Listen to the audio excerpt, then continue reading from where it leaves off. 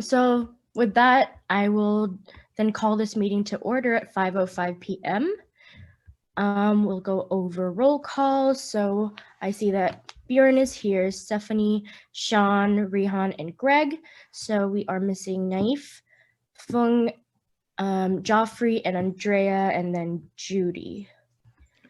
Okay, and then we can, before we go to the agenda approval, I do want to make a note that under advisor reports for fiscal year 2022 and the budget update, we'll be moving that to new business after the Monash-Tash program review follow-up. So with that, if everyone has viewed the rest of the agenda, can I entertain a motion? A motion. Motion by Stephanie, and is there a second? Seconded by Bjorn. All those in favor of approving today's agenda?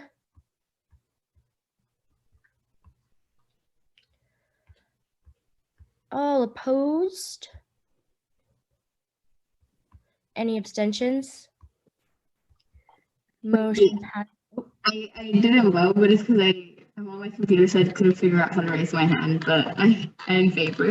Okay. Me too. Give me a yes on there. Thank you. Okay, got it. Noted. Okay, the motion passes 5-0-0. Then we can move along with the approval of last week's minutes. If anyone has any changes to that or discussion. Seeing none, we can move to a vote. Can I entertain a motion?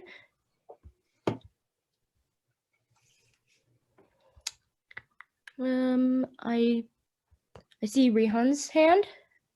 And is there a second?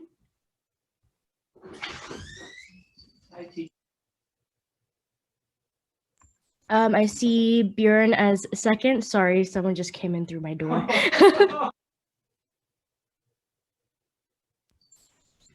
All those in favor of approving last week's minutes?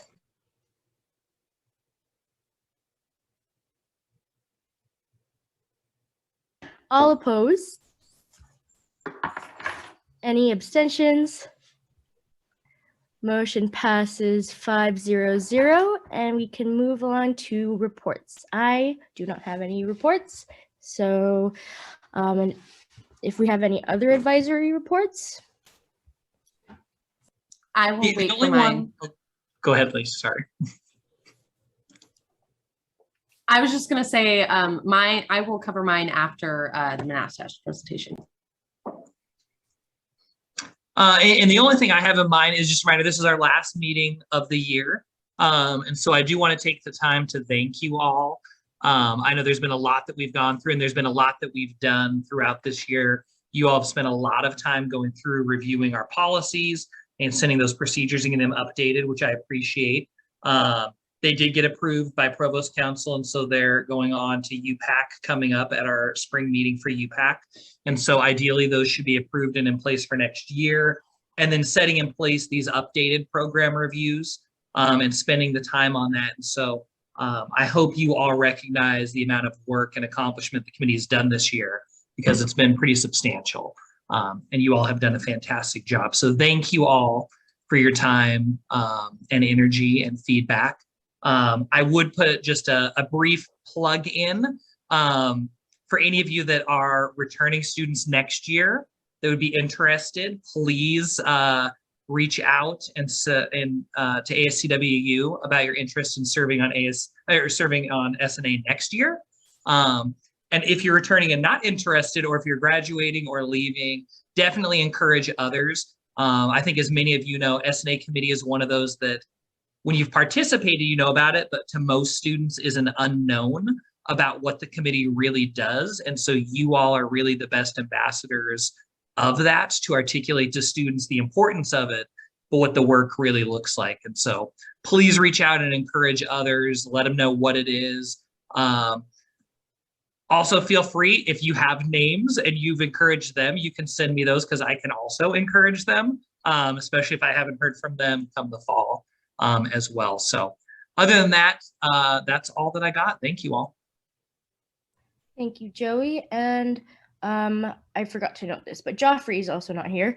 So I believe there is no ASCW report unless someone is here to proxy. But moving along, we can go to other business with any communications received. Seeing none, we'll go to first call for public comment then. This is Jenna. I just want to wish y'all good luck with finals and congratulations on it, on the year with the committee. Thank you for your service. Greg, did you have your hand up? Yeah, but this is the last meeting. I think this is the end of my 4 years. I'm like, yo, oh man, did I really give you all 4 years of my life every Wednesday? I don't know. Can I do this for another 4 if I wanted to? Oh, I don't know, man. I'll think about it. All right. What do you think, Bjorn? Joey, you have your hand raised? I did. So I have 2 public comments. One is thank you, Greg. Somehow in my mind, I was like, no, it's only been 3 years, but yep, because you came through right after the last base funding. So thank you very much for all your time on it. Again, love to have you if you're interested. Otherwise, any faculty you know of that want to step into your place, love for you because you know what it looks like and what that entails to recommend those individuals. So that was one. The other public comment I have is just for you all. Hopefully you know this, but if not, to be aware that SOURCE is going on, has been earlier today, is going on tomorrow. It is a little bit different than it has been in the past, in that it's more of a hybrid. I know with COVID, it moved virtual, and this year we're doing a hybrid piece. And so for those of you on the Ellensburg campus, there are some in-person sessions that were earlier today and tomorrow in the Student Union, if you get a chance to go check those out. There's also a lot of really great asynchronous presentations online that you can go check out any point to look at. So for some of that, the research, and for those who don't know, SOURCE is our symposium for undergraduate research. There's also graduate research from community members. We have some high school, some elementary students, some faculty who present as well. And so some really great stuff to see what those within the central community have been looking at and researching. So just wanted to shout out to that. And because we fund that with S&A dollars too. Greg? And just to follow up on that, undergraduate research, and then the CE of SOURCE is creative expression.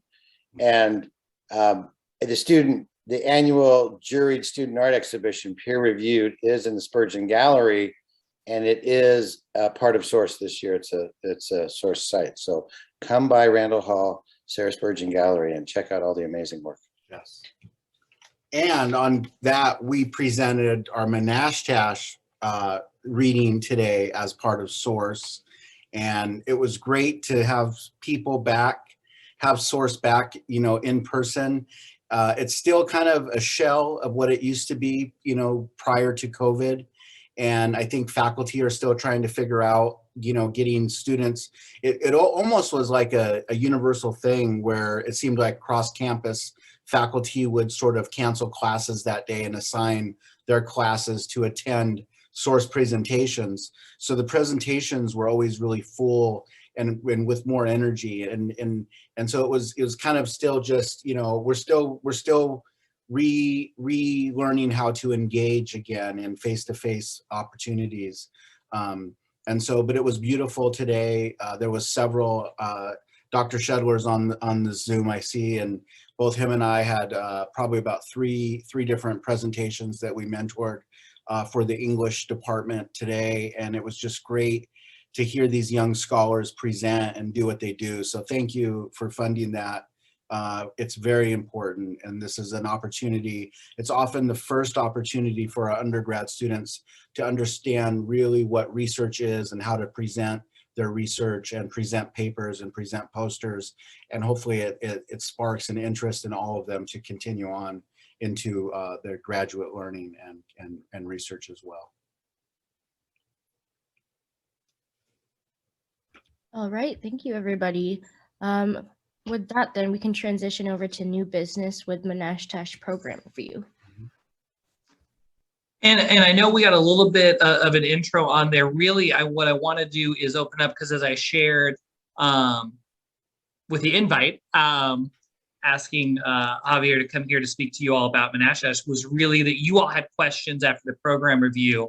And so I'd probably kind of open it up to the committee members who are here on your questions. So there's some opportunity to answer and respond to those. And thank you for taking the time to be here tonight. I know you have other engagements, and so I want to be mindful of that time too. But what questions do you all have from the committee that we had asked to come in?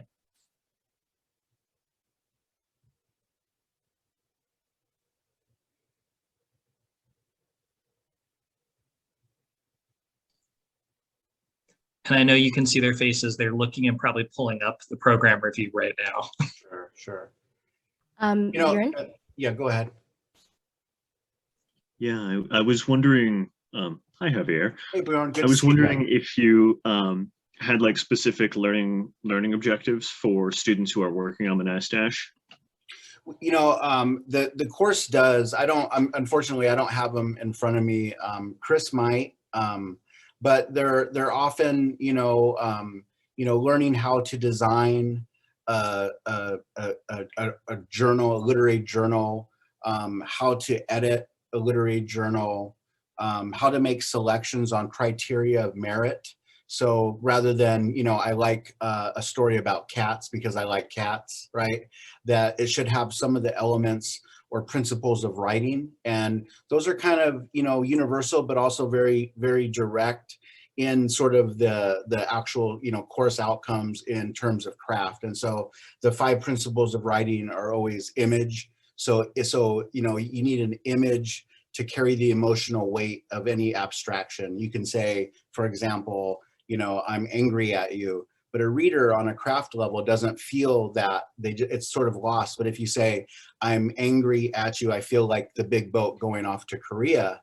Now the big boat of going off to Korea grounds the reader and is the image for that abstraction of emotion, right? So image, and then energy. We look for energy in the writing or in the art as well. And energy is made up of subjects, leaps, and words.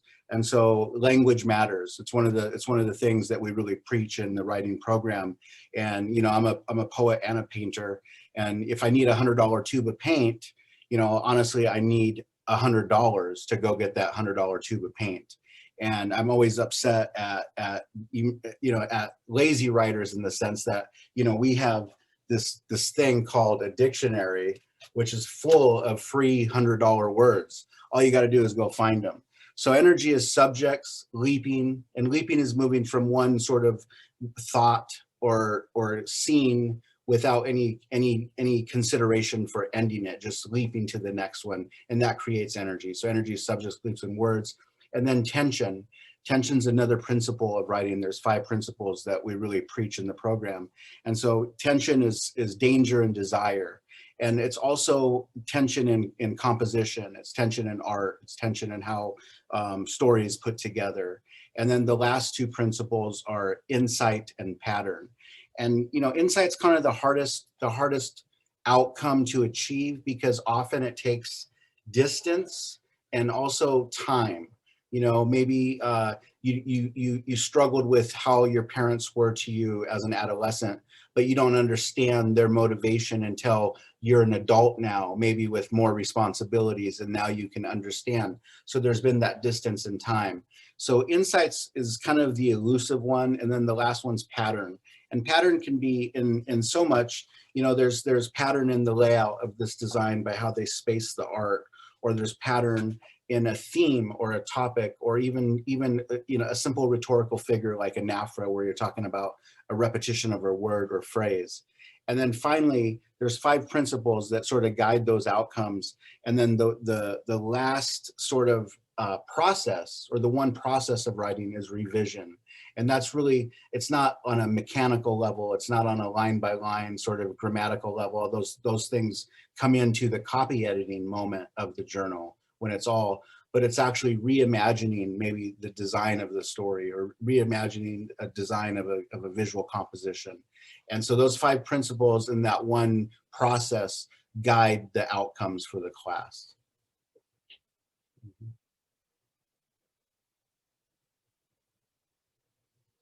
And Chris, do you have any more language that's specific outside of those sort of larger?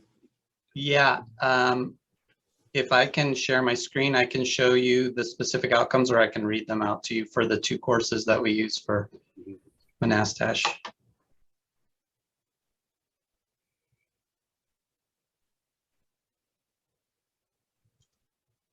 Okay, great. Should be letting you know.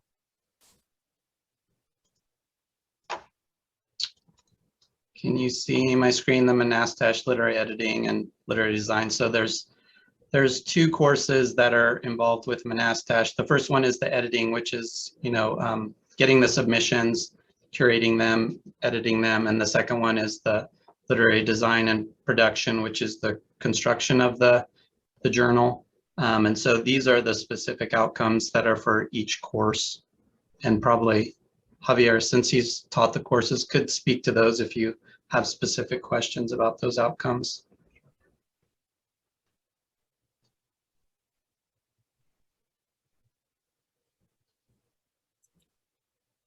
Yeah, they really all fit into that framework of, teamwork,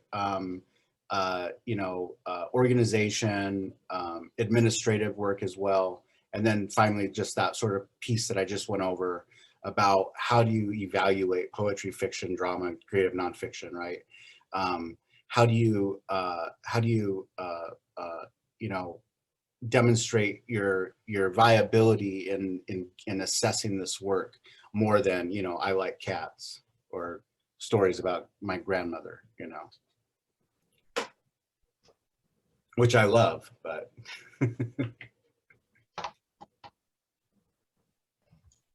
So I have a question regarding just like the classes that are on the screen right now. So what if a student doesn't want, or can a student still participate in Monastash without registering for these courses? It could audit the class, absolutely, for without a grade, and we've had that before. We've had students like, for example, I'm thinking back a few years ago, we had a student that was majoring in biology, but she was really talented in performance or slam poetry. So that was kind of like her outlet. So wanted to work on this as well. And so absolutely, it's not just for our majors or, people in our program. And when it comes to auditing, is there an option to just not audit and just kind of participate in the program or production of it? Chris, do you know the answer to that? I mean, the main way that people participate is through submitting their work to the journal, right? And if they want to be involved on a more production level or editing level, then they would be engaged in the course in some way. Yeah, but anybody, and just to echo what Chris just said, anybody, not just from our main campus, from all of our centers.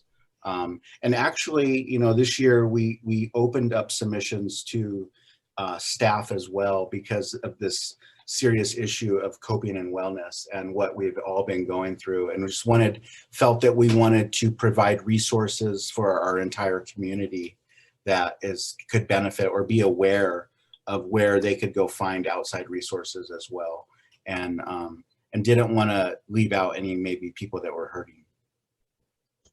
I saw that Greg had his hand raised. Did you still have a question, Greg?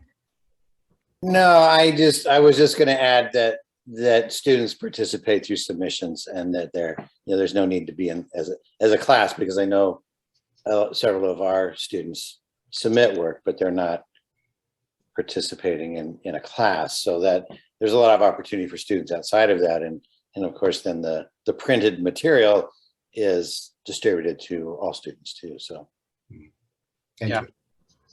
And I know you mentioned how you've opened it up to faculty, which is very very appreciative. But how would you think that aligns with S&A, the S&A funds and how it is towards students?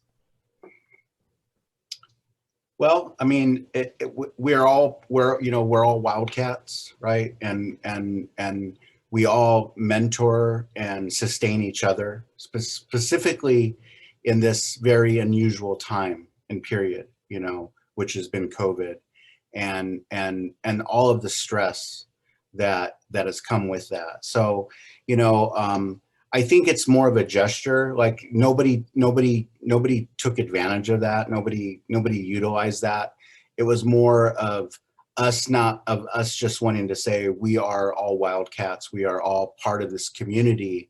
And in a very unusual moment in history, wanted to make sure that we're there to help each other as part of being part of the larger Wildcat family. But everyone in here, every person in the journal is a student, and everyone that worked on the magazine is a student. I think it was more of like a spiritual gesture to just make sure that we're here for you right now in this desperate time of need. It's interesting too that, I mean, we have staff members at CWU who actually are also students, right? And like I'm thinking of one contributor to Monastash, Jessica Rowe. She's a staff member, but also a graduate student. And so, it's supporting kind of lifelong learning for the staff as well as the students. Yes, yes. But is a student. Yeah, thank you for that question. Bjorn? One thing that's come up a lot in these is the whether programs track like demographic information of people who interact with them. And I would understand that would be quite difficult to do for like who picks them up from the newsstands, but in terms of students involved in production, would it be possible to get that kind of information? And if not possible, then what would need to be done either by you or by us to collect a little more demographic information?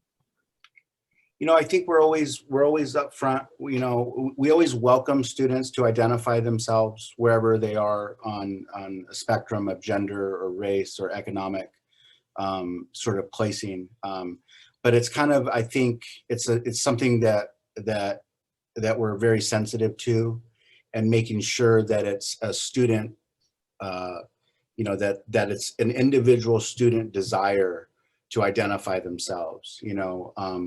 One of the things that we're really kind of coming of knowing right now is this idea or language of neurodivergent students, neurodiversity, and and making sure that there's spaces for students to feel comfortable, and sort of alternate assignments, alternate. One second, Carlos. Alternate. No, you can't. Just wait. We're almost done. Okay. Alternate sort of ways of assessing as well, and ways of participating in the class, in the journal. But I don't know. I think that's probably maybe a question for Greg or you all that maybe know that sort of policy separation. I can say this, Bjorn, that we see our most diverse students in terms of students who identify, with maybe gender fluid, or on a certain scale in the LGBTQ, or in a certain, we see it in race, that there is a diversity in the course.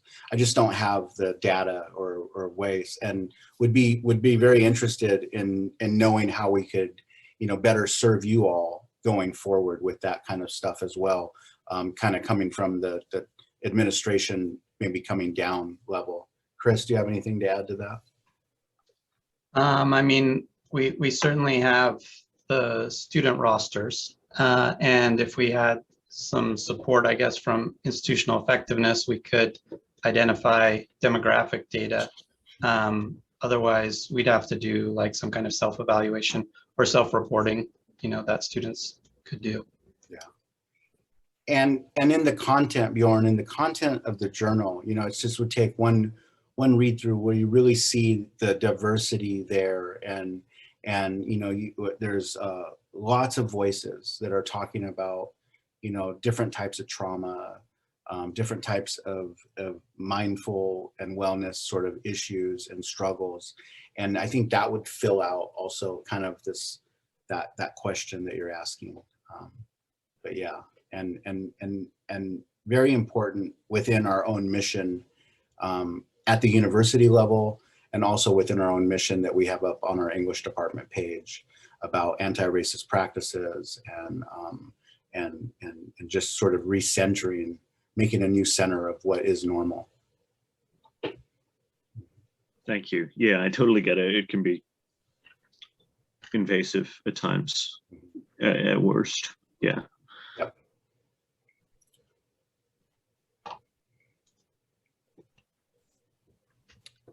So I'm just curious when it comes to methods of data collection, if it's a possibility you could do anonymous surveys, or even provide kind of that accessible, safe space with the surveys as well.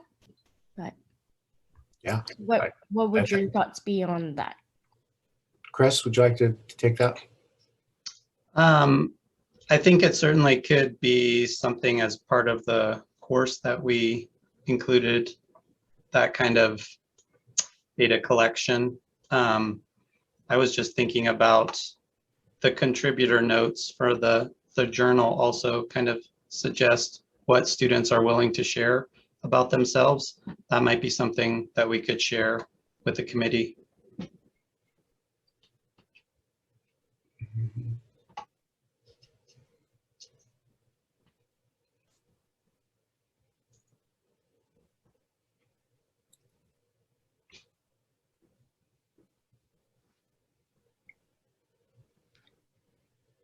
It doesn't look like there's any other questions. If the committee does think of any others, because again, I know stuff will pop into our minds later on, feel free to send them to me and I'll pass them along. But I just want to say thank you both for taking the time to come tonight, this evening, talk with the committee. It's always great to see and interact directly, and I appreciate you all doing that. So thank you. And thank you all as well. Yeah, thank you as well. I know you all are doing your due diligence and are asking really thoughtful and thought out questions, and questions that can help us go forward, you know, even being better prepared for future funding and future budget sort of moments. And so, yeah, thank you very much. We appreciate your time and service to this community committee. Thank you. All right. Greg, I'm glad I was here on your last meeting too, so we'll catch up. All right, y'all. Thanks, Ab. Yeah, thank you. Bye-bye.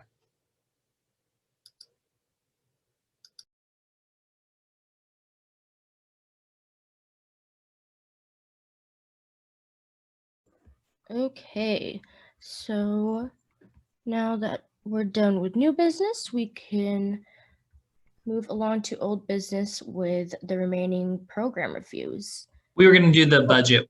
Oh, just kidding. Sorry. We will move to the fiscal year 2022 budget update. I mean, we can skip me if you want. I won't take offense to that today. Okay, so I'm going to share my screen.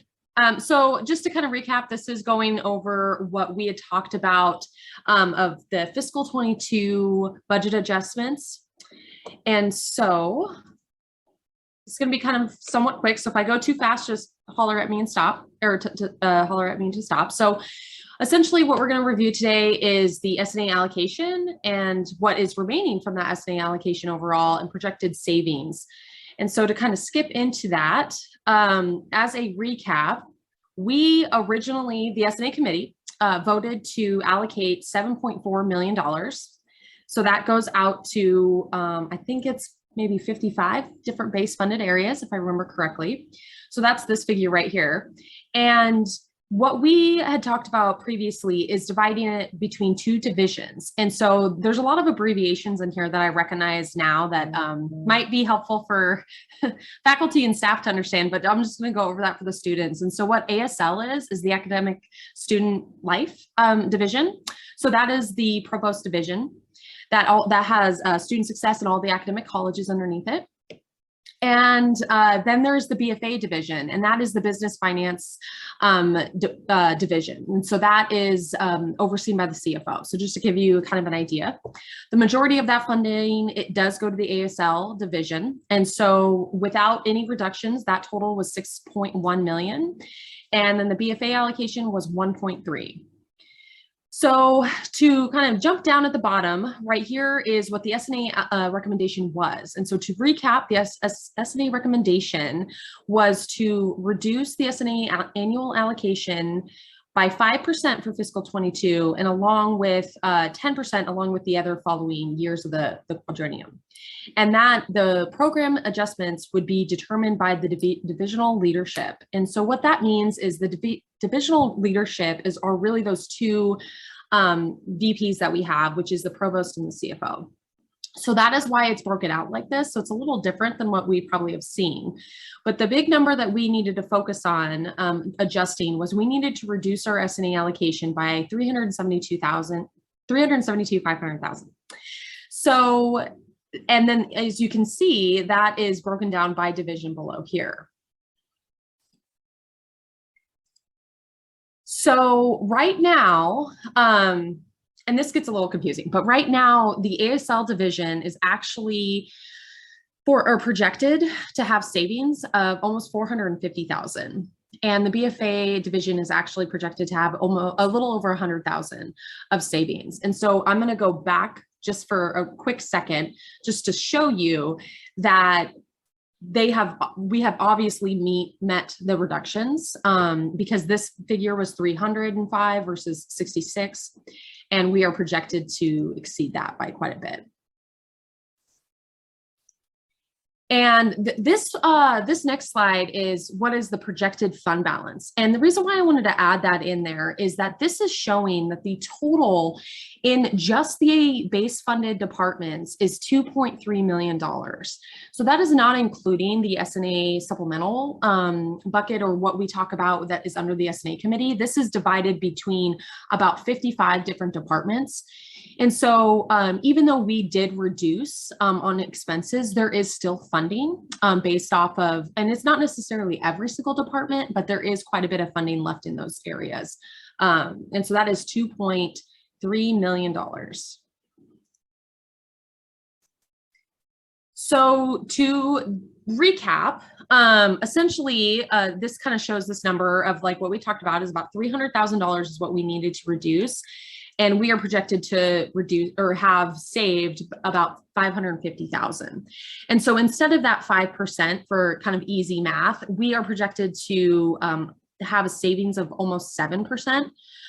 So that's really just trying to find savings where we can. And so without speaking for every single department, kind of the natural way that went about through this with both divisions is either through salary savings. So positions being vacant and being held to before hiring, and also efficiencies in programming. So there was a lot of collaboration and a lot of different modalities in programming when it comes to some of that. And so those are the two biggest expenses or that we saved on. And the other was obviously travel. So for the majority of the year, there was a lot of questions about travel. And I think in spring quarter, we've seen it picked up a little bit, but that is a pretty big expense for most of these areas. And that was tightened up a little bit. Is there any slides that you all want me to go back to, or are there any questions? I have a question. Sure.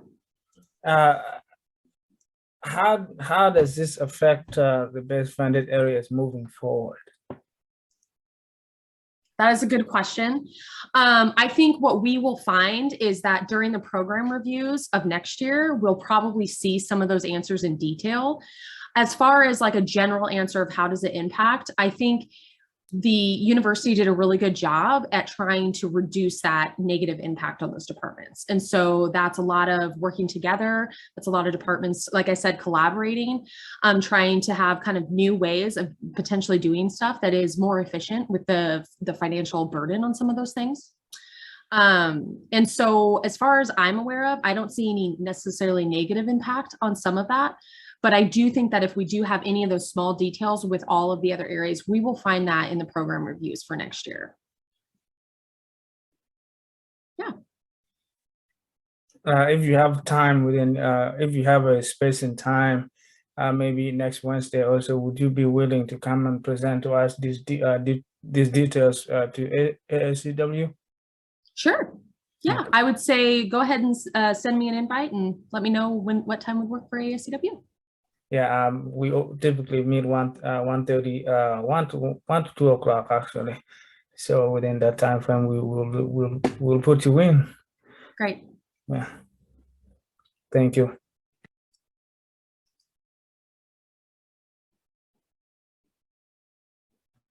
Okay, seeing no other questions for Lacey. Thank you, Lacey. Oh, I'm just kidding. I see Bjorn's hand. Sorry about that.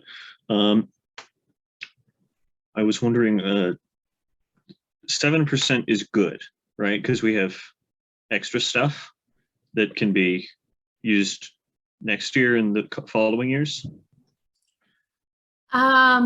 Yes, that's kind of a complicated question, but the answer is yes. I mean, it does mean that we essentially saved more money than we had intended to, or that the recommendation was. And so it is a good thing. Okay, that makes sense. Thank you. And I guess this will probably come up for the base funding reviews next year. Would it be possible to incorporate like a question where we ask exactly how much they've taken as a result of cuts? Because I'd be interested in breaking that down numerically. Yeah, I think that'll, well, sorry, but yes to that question. I think that's great to add. I know that it will come up in their financial documents for sure. Oh, yeah. And so we will definitely see that because that's what will basically happen. And you'll see in my presentation, a lot of these things say projected, which means that there could be numbers that change between now and June 30th. I will tell you, it'll be a very small change, if anything. But once we close the academic or the fiscal year in June, we will then we'll send those financial reports out to all the base funded areas. And so the committee next year will have, well, everybody will have access to those next year. Okay, gotcha. During the original discussion on whether to make the cut by 5%, I did voice concern that the S&A committee didn't have much of a say once it was authorized. And so this is kind of my effort to see what's going on with divisional leadership. Yeah, I mean, I think it's great. I will say in this situation, I've seen it done a couple of different ways where it's been across the board cut as opposed to a divisional leadership cut. And I think what I've seen this year is some really good strategic planning of what they can do to reduce an impact on the student experience. And that's really what that focus is how can they best facilitate the student experience without negatively impacting that with these other areas. And that is actually what I've seen a lot. And I think it, and I know Greg Henselman is here, so I might say something that he might not agree with, but I think it actually was a little bit easier than what some might have anticipated on being able to execute in that manner. But Greg, do you want to answer that since it was majority of your areas?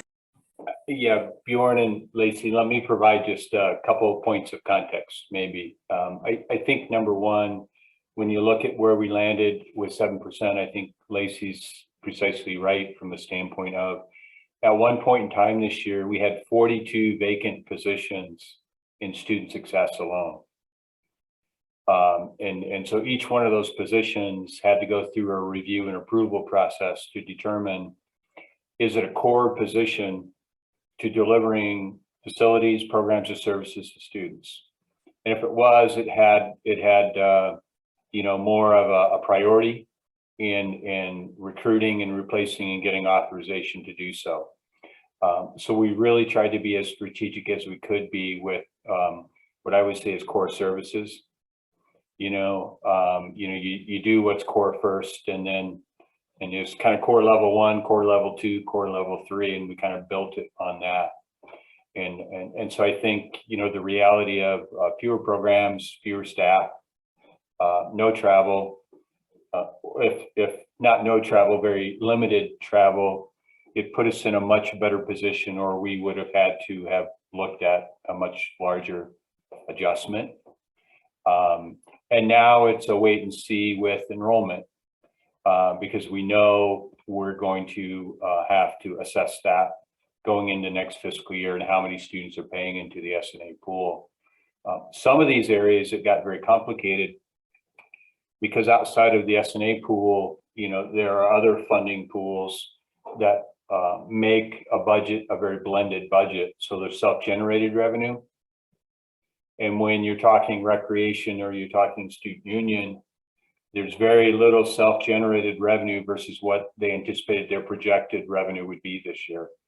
So they not only had to realize adjustments on the S&A piece, but other funding pools and predominantly on the self-generated revenue. So if they were projecting $500,000 in revenue this year and they end at only $150,000 of revenue, that's another $350,000 that they didn't have that was part of their initial budget. So some of those areas had to think a little differently, and we had to be a little more creative with how we got to where we landed. But I think it was a complicated process to kind of work through. But once we looked at the core and were able to identify services and programs and staffing, we found ourselves at a place that was at least palatable.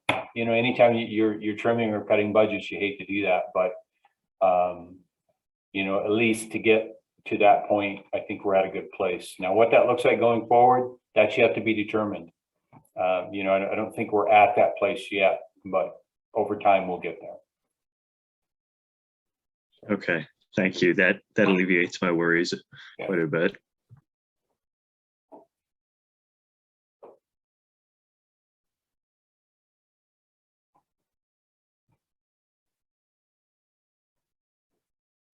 All right, I think we can move on to old business now. Thank you, Lacey. So we will start with the program review for SLICE. So just as a reminder, as I've said the last few weeks, for the sake of brevity, if we've already given the general feedback that applies to all of them, we don't need to restate it. But these are the last few, and some of these are going to be similar to what we've seen before. Some are going to be very different programs of what we've seen before, but we'll go with each one just to see individually. So with SLICE, is there any questions you all have, feedback you want to provide on the program review, or items to kind of discuss as we look at it?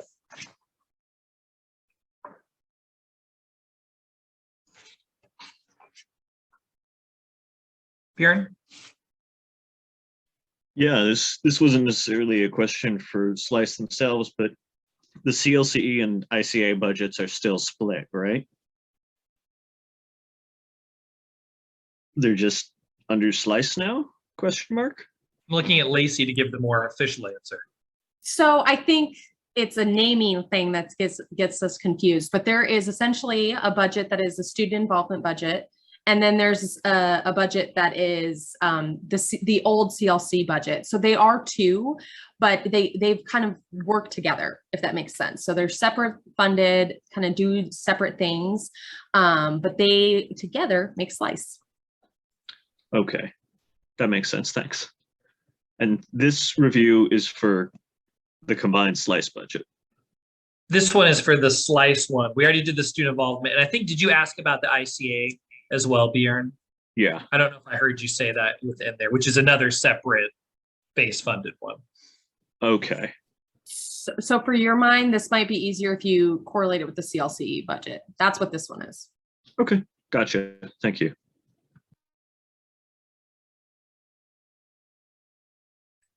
Well, and with Bjorn's kind of question and point there, I mean, you'll see in there's overlap because there's one office, but it's talking about those different functions that are different base funded pieces of ours. And so this is really just for that part of it, the leadership community engagement aspect of SLICE.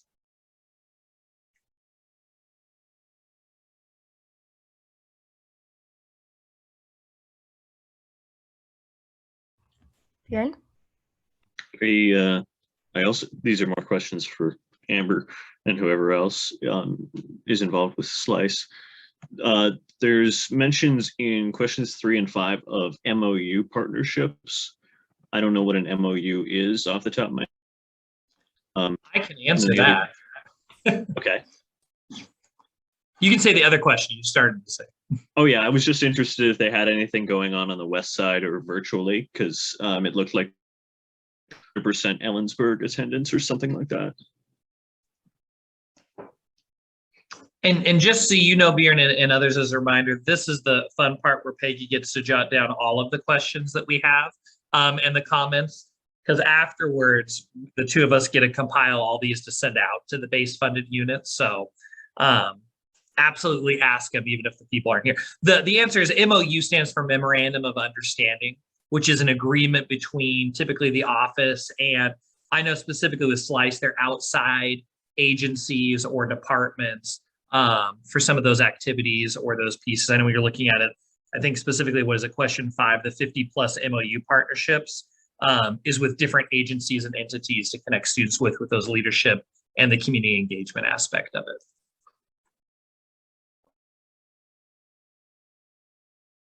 Sean? So this has nothing to do with the question, but everything to do with an MOU. I thought I would just clarify that for all of you students, MOUs is going to be the rest of your life in higher education and businesses and organizations. So just understanding what that is super duper helpful. So if I'm going to say quiz question, please pay attention. This would be one of those times. That's all.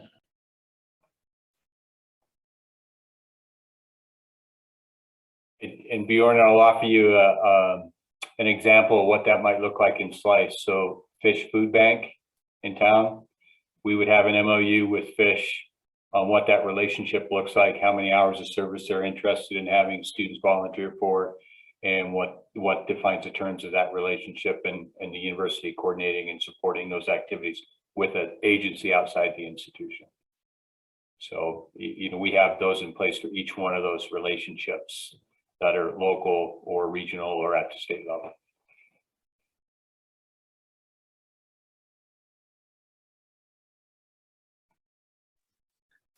I think the one comment I would make in looking at SLICE, and this is more for the committee feedback than for SLICE, but I'm noticing this across them, and there's a great example when we ask the questions about metrics. If you look at it, I think it's question 6 or 7, question 7 on there, and we talk about some of the unique students, which I know the committee was wanting to know, like how many students use this program, use this program. I think this is a key example where we have to also still be mindful. We can't just throw a number with it, because when you look at it, 3,000 unique students who engage in clubs, organizations, leadership activities, that's going to cross over with those unique students who we have on our list for ICA who are a part of clubs. And so I think it's important that we recognize the complexity of some of these and the interconnectedness of some of our base funded units. So there is going to be some of that crossover and bleed into it. It's not a set. These are just for this base funded piece because they don't operate that way.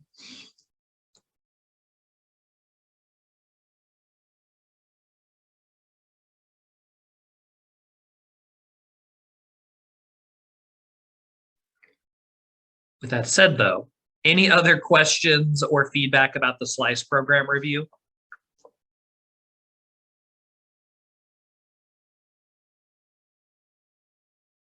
And once again, I'll only say it this once tonight. If you do think of other questions or feedback that you want us to include to the base funded units, feel free to send those to me via email when it pops into your mind afterwards, because I know sometimes we can think of formulating it or it'll come up later on. So otherwise, I'm going to move on to the next one. We'll move to Student Union Operations program review. Bjorn? Because this one was very closely related to CERC custodial and CERC engineering. There were a couple of questions I had that overlapped between the three. For CERC operations and custodial, they mentioned in question 4 that the S&A fee is not the only revenue source. There's also self-support funds and for the CERC operations and the sub fee. I was just interested to see how those broke down and like if there's anything that S&A is specifically used for, sub is specifically used for. All three areas also mentioned 1.58 million people in the CERC, and they mentioned door trackers, but I was wondering like 1.5 million per year, per academic year. That I just wanted a measure there.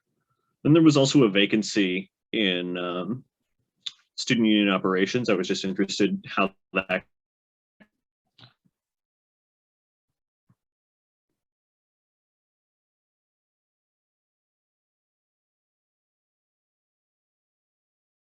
I see Lacey making a face. I don't know if you're planning on answering that or. Well, all I got, it like cut out at the end, and I know that Bjorn was talking about a vacancy, but then I couldn't hear the rest, Bjorn. Oh yeah, I was just wondering how the vacancy for student union operations affected their ability to use their funding. Actually, that came up in several others that had vacancies too. I think that is a great question. I do. I will say, I think they've actually filled that position since they submitted the report, but still, I think that's a really good question.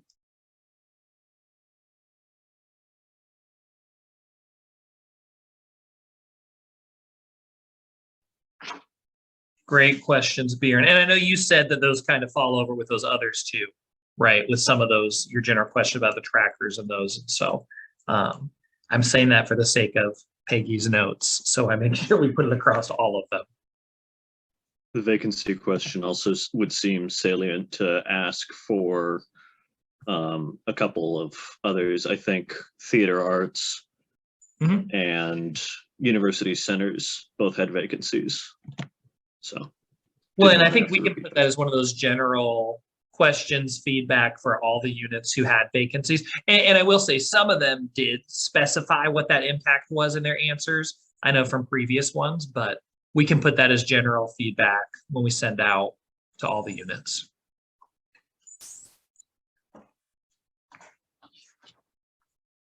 What other questions or feedback for the student union operations review?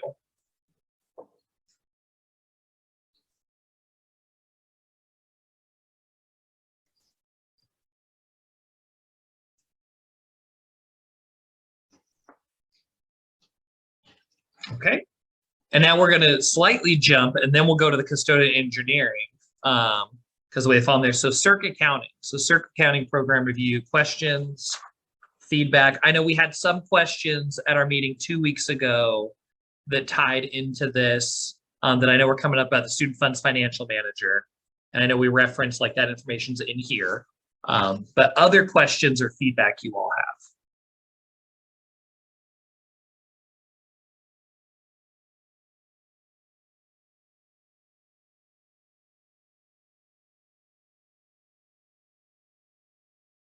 Go ahead, Bjorn. Yeah, you mentioned like the idea of surveys for individual students. Would you be employing the same for larger units and programs that sought funding? Or is that data just derived from kind of tracking what they request and how they use it?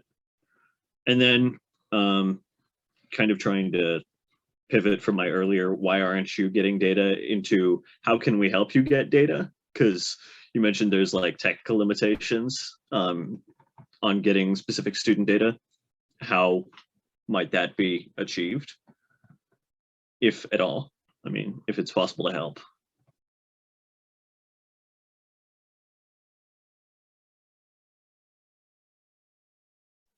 Great questions and feedback. Which I know the CERC accounting office is taking in actively, that feedback.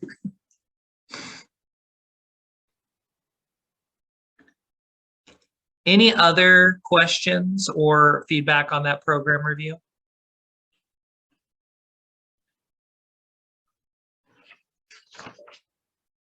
Seeing none, we'll jump over. Oh, go ahead, Bjorn. I'm sorry, I completely forgot.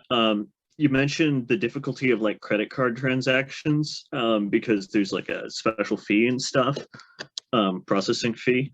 I was wondering if anybody had, okay, somebody probably has ventured this idea. I'm just going to say it just in case. There's like the online, when you pay tuition, they recently removed it so there's not a credit card fee because so many people are paying tuition remotely. Is that like an option at all, hypothetically? So I'd like to answer that. So there is an option for that. However, the way that that works is that the university pays for those fees. So that means there's a difference of like, oh, okay, if I have this, I can assess a fee to the client. So if Greg's paying, I can make him pay for that fee. Or the other alternative is that we pay for those fees as a university. The hard part with this specific department is that they're not funded to pay for fees like that. And so that is a really good question and could be potentially a possibility if certain things changed. I see. So I have the naivete of somebody who's not, who's getting his credit card fee waived. Isn't there also an option of paying with an online check, a digital check? And that one, you don't have to pay anything? Yes and no. It depends on the bank. There is a possibility to do that. So there's an ACH that could go, and so that's a bank wire. As far as Central is concerned, we don't necessarily get fees for that. But it could potentially have a fee from your own bank could charge you depending on what the dollar figure is and what those banks are. So there's a lot of fees when you're talking about banking, but there's also quite a few options as well. It sounds like, in a general sense, that this is all touching on what growth or increases, which you said you'd love to see those. And it sounds like the committee would be supportive of expanding some of those options in the future if that were to come up.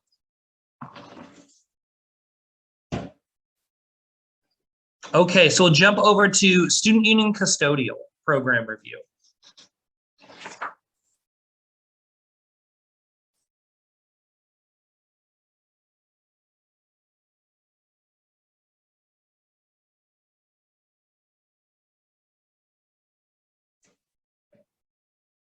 Any questions or feedback on this beyond what we kind of already talked about?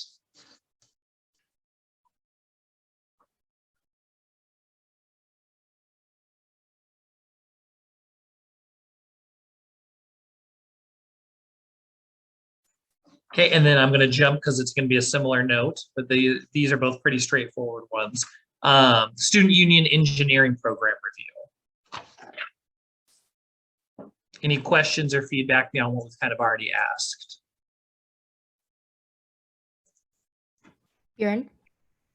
Yeah, I was curious to know why engineering isn't funded, is 100% S&A and 0% student union fee, while the other two are kind of partial split funding.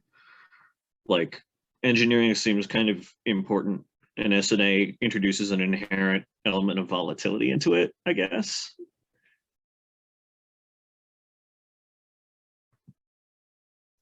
I think that's a great question here.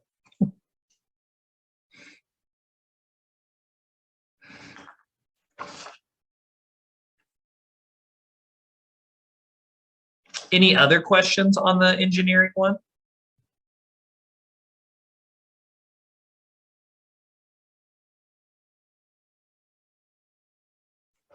Great. Changing gears just a little bit, we're going to jump over to the Theater Arts Program Review.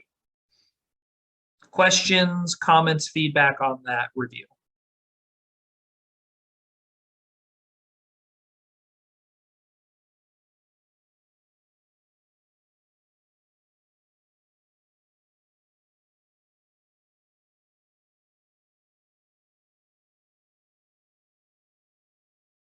Go ahead, Bjorn.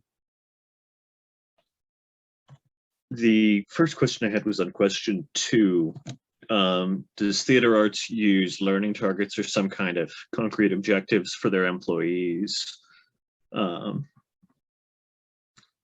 was also wondering any collaborations with other university programs. I think I remember there being some, but I don't remember what existed. And is it possible to like track the people who go to theater arts events?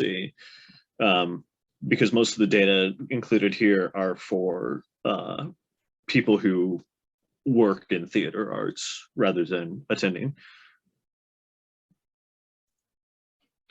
And I think when we frame that question, because I do want to say this is helpful. I do like to know who is working and be employed by this.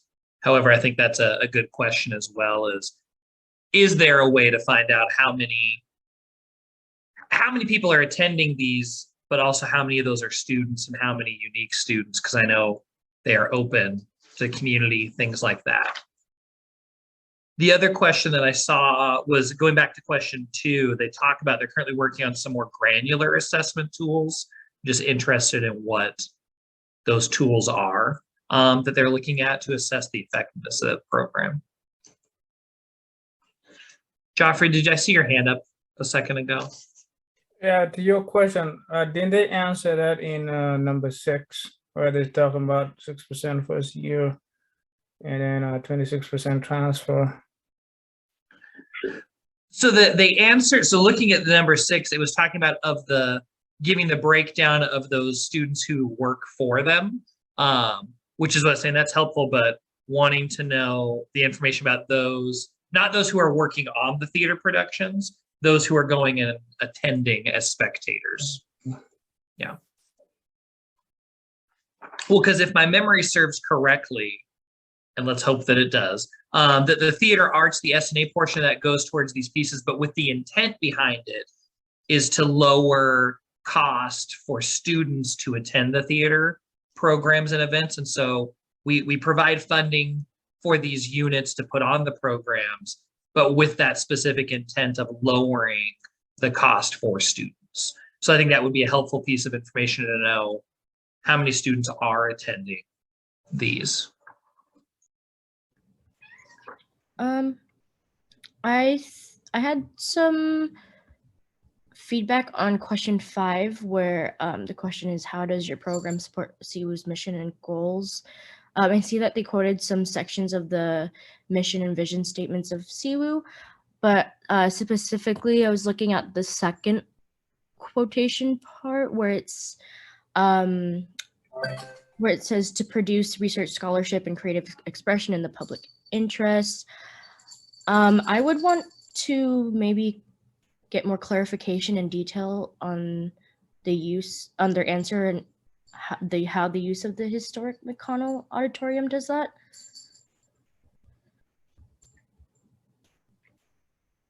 So maybe ask him just to kind of elaborate a little bit more specifically on it. Yeah.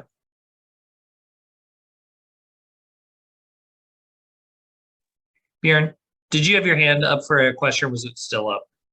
Yeah, it was a thing I forgot briefly, but Joffrey reminded me of it with the demographics. Like, is there any kind of outreach to center campuses, or it's kind of hard to do theater online, but that they mentioned that 100% of their employees are Ellensburg based, and I just wasn't sure. Yeah, I think that's a little complicated because most of these center campuses, they're attached to a community college that has their own theaters. And so there's that competing thing you don't want to enter really into. And most of the center campuses are pretty small. That's my take on it. University Tech might be different. So I think there would be that complexity to it.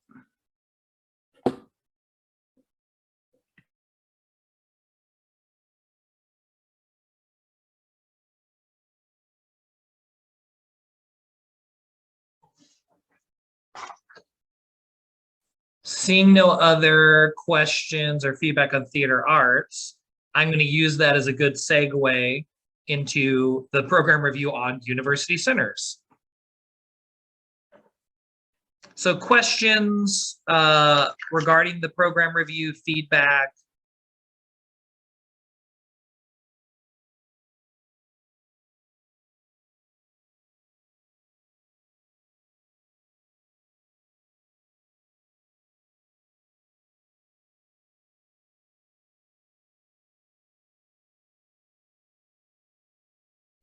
Bjorn?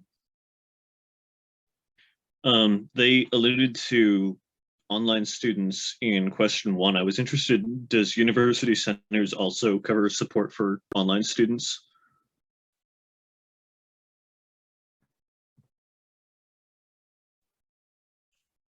I mean, yes, within those, I think it depends on what you're answering by support.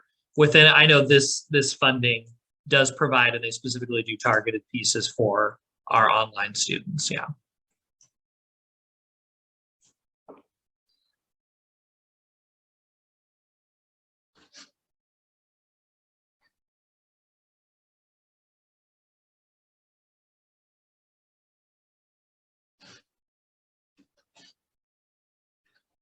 Any other questions or feedback for the University Centers program review?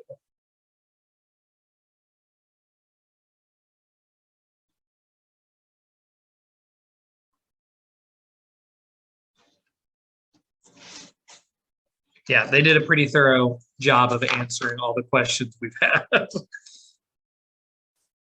So we'll go ahead and move on to University Recreation Program review.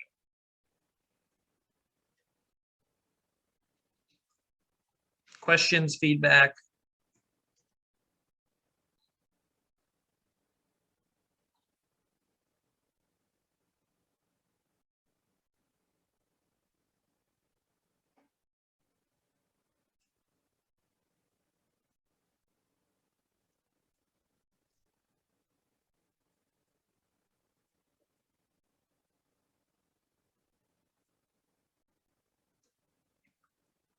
On number 2, can someone really explain to me? I had a hard time trying to grasp really how to answer that question.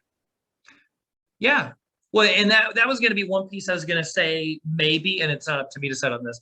So I'll answer that and say some of their answers I think might be data that would be the committee in the future might want to know some of that information. The way they answered it, Joffrey, is they were saying their program goal, like number 1 program goal is student participants will increase their academic performance and persistence. And then the bullet underneath is they're answering how they're assessing it. And so they're assessing if students are increasing their academic performance and persistence by reviewing GPA for recreation center users and non-users. So they're doing a comparison to those who use what is their GPA and persistence versus non-users. Is it higher than students not there? And then they see, yep, we're meeting our effectiveness. And so within each of those, does that answer kind of your question on how they framed and set that up? Yeah, it did. Thank you. Yeah. But I think in the future, and I'll leave it to the committee. I know I'm always interested in more data than others, but I think that would be interesting data. The committee might want to have some more specifics on in the future. I'm not going to ask for it this year because this is also our last meeting. So Yeah, I would agree to have more specifics on that, considering different factors that might also impact GPA.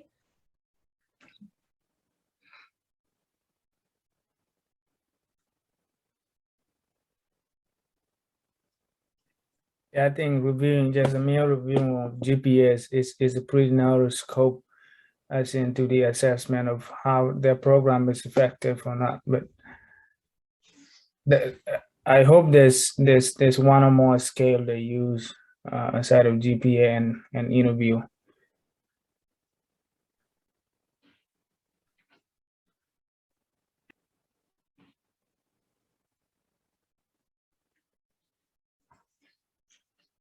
any other questions on the program review, the data and information that they provided, or feedback for them for future?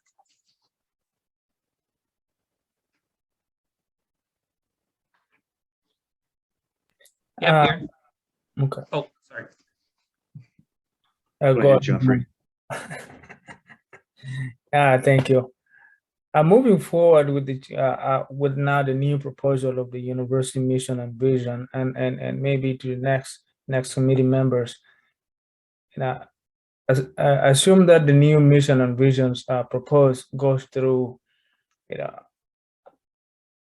Is the way the as they ask back the question to this, are they going to be using the old mission and vision or the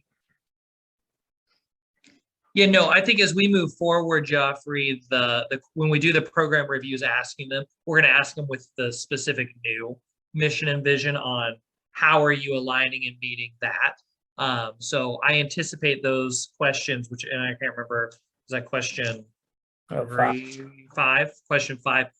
There, I mean, that's going to be, I'll say this, people can't just copy and paste their answer from this year to next year. And if they do, it's going to be pretty obvious they weren't paying attention. Because we are definitely going to be keeping current with whatever the mission and vision is. So let's pretend maybe, we're reviewing, let's say for this one was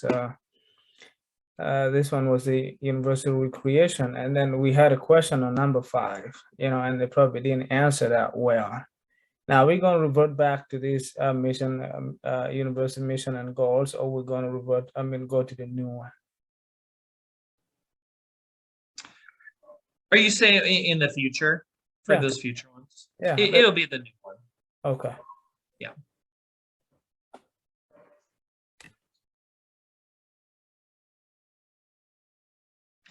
I think the only other feedback I would give, so it's in the minutes on there, is I do appreciate the graphs and the visuals, which makes it easy within it. They do the data and they have it in there, and I know others gave the data, but sometimes when it's just in a block of text for the rec center, and there were a few others who did this as well, which I made comments on. I just want to say I appreciate the data and the way they laid it out in their program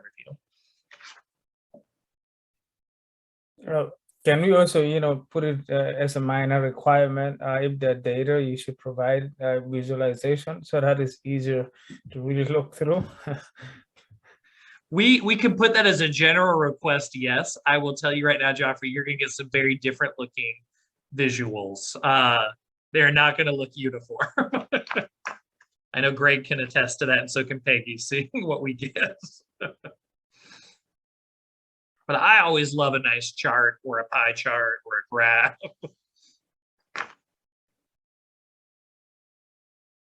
All right, seeing no other comments or questions on University Rec specifically, we'll move over to the Veterans Center. So Veterans Center program review.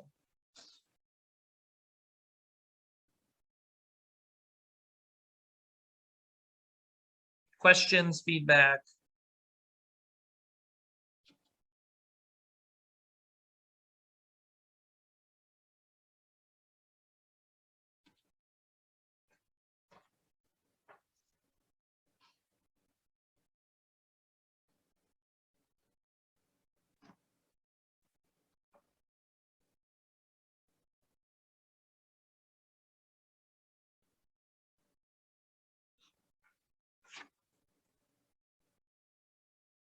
I know you all are looking at it. I see several of you reading it. Theirs is a pretty straightforward one on the Veterans Center. They answered their questions, I think, pretty well. I wonder if it's just me, but they talked about an alternative funding, and I don't see a whole lot more information on it. So they get quite a bit, and we can put that in there as a request. So really, just for your all's reference, the S&A funding for the Veterans Center is very minimal. It's really only a small amount that's for programming, and then part of a salaried position who facilitates the programming. The rest of their office that provides the services, works with the VA funding, all of that is not under S&A. So the portion of the Veterans Center budget that's S&A funded is a very small percentage of their larger budget.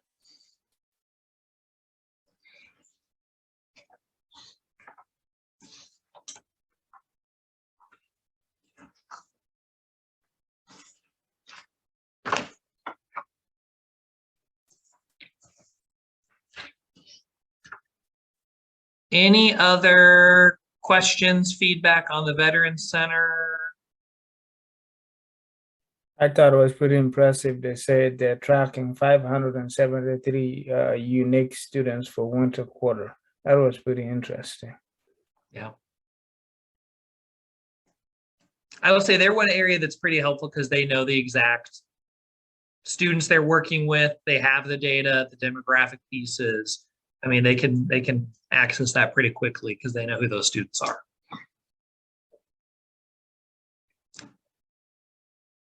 I will say I put this on the agenda so the records show that we went over it. The West Side Student Affairs Program review is combined in with the university centers. They provided just the one program review of both. I just didn't want for future reference it to look like we didn't review it. So there's not anything to discuss because we already discussed that one. So we'll move on to the last one we have, which is the Wildcat Sports Radio Network.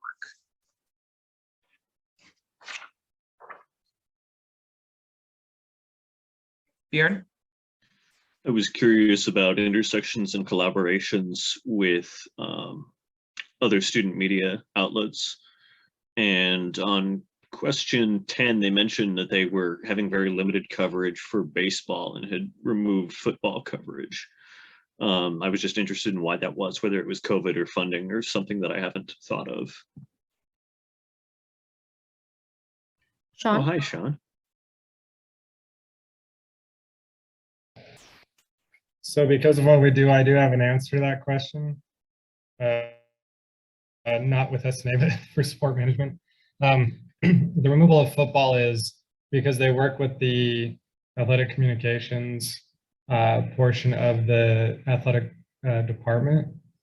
And with the director of athletic communications there, they actually use a different party for the football games and not KCWU.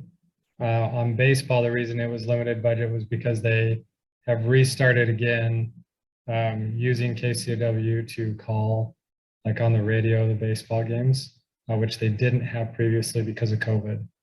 So that's why it's like an additional thing, even though it's something that they did before. So it's kind of a back and forth answer, but that's the information I know I have for that.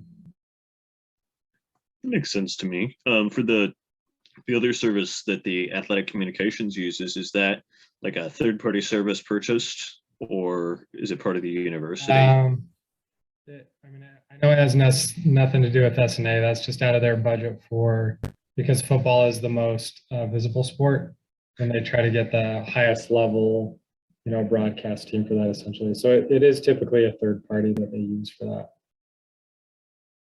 that. Okay.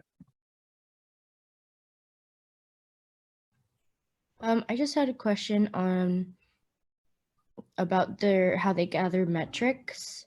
And I know it's probably complicated how to gather that, considering it's through listening devices, but I would just be curious as to how they get those numbers and if there's a way to see the demographic.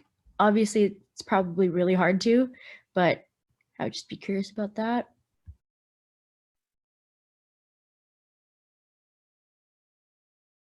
Go ahead, Sean.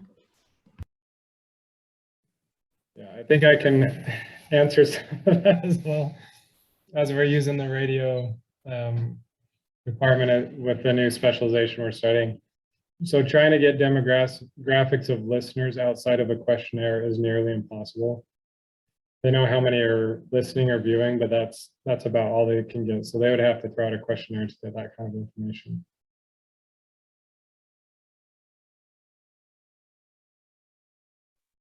Thank you, Sean.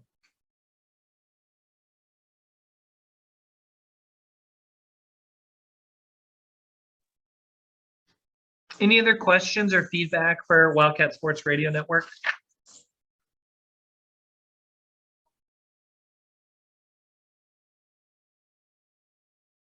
Awesome. Well, I'll say again, if you have other comments or questions you think of later, send them to me. Just so the committee knows, the next steps are, again, as I've said, once Peggy gets the minutes for this meeting all done, I'm going to be going back through and compiling all of our comments and questions. Those that are general, I'm going to send out to everyone. Those that are specific to units like Wildcat Sports Radio are only going to be sent to them. So they get that feedback from the committee.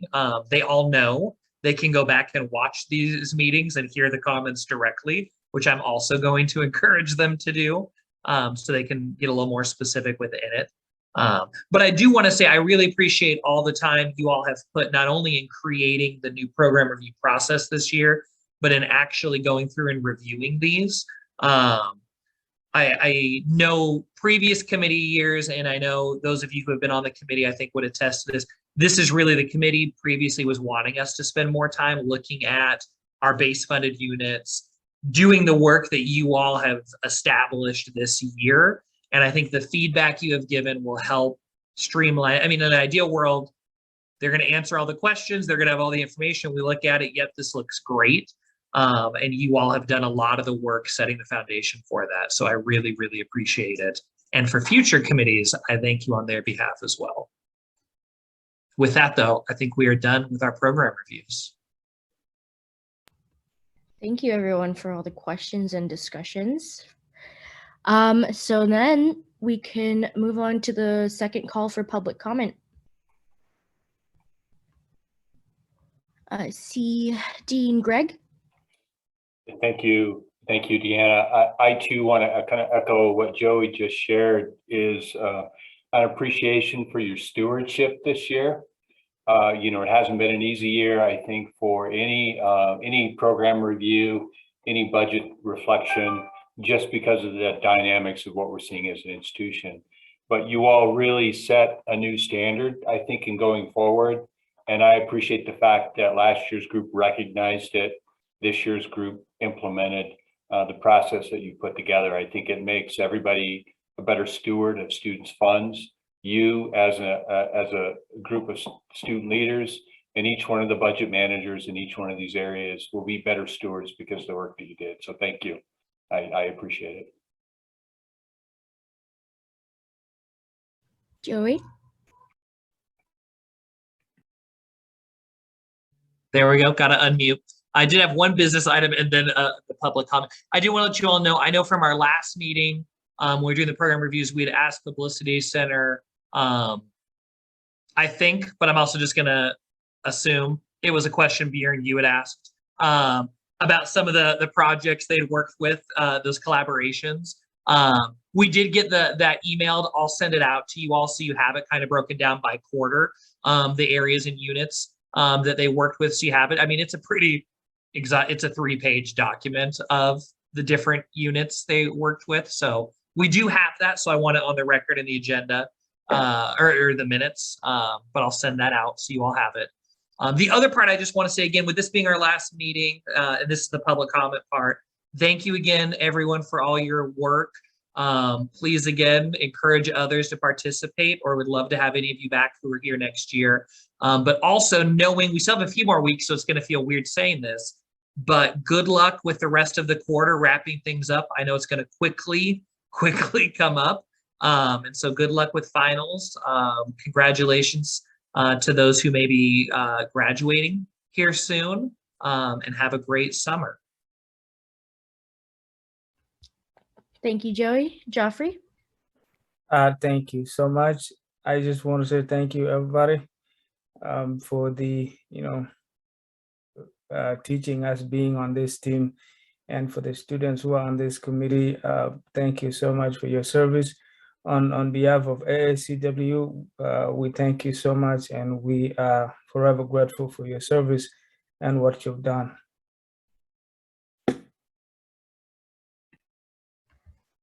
Thank you, Joffrey. And thank you, Lacey, for your message in the chat. Greg.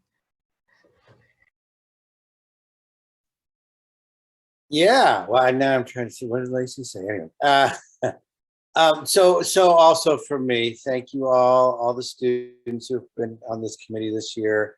It's been a pleasure to serve with you. And of course, thank you, Joey and Lacey, for all your hard work and dedication to keep us focused and moving forward.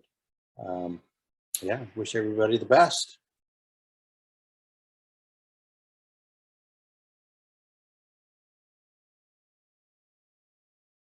All right, if there is no more public comments, just double checking, then we can move to adjournment of our last meeting. Motion. Thank you, Judy. Motion by Judy. Any second?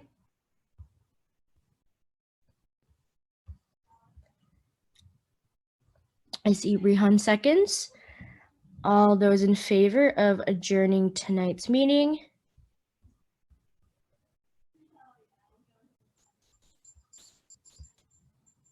All opposed? Any abstentions? Motion passes 7-0-0. And the meeting is adjourned at 6:30 p.m. Thank you so much, everyone. Thank you all so much. Have a great evening. Bye, everyone.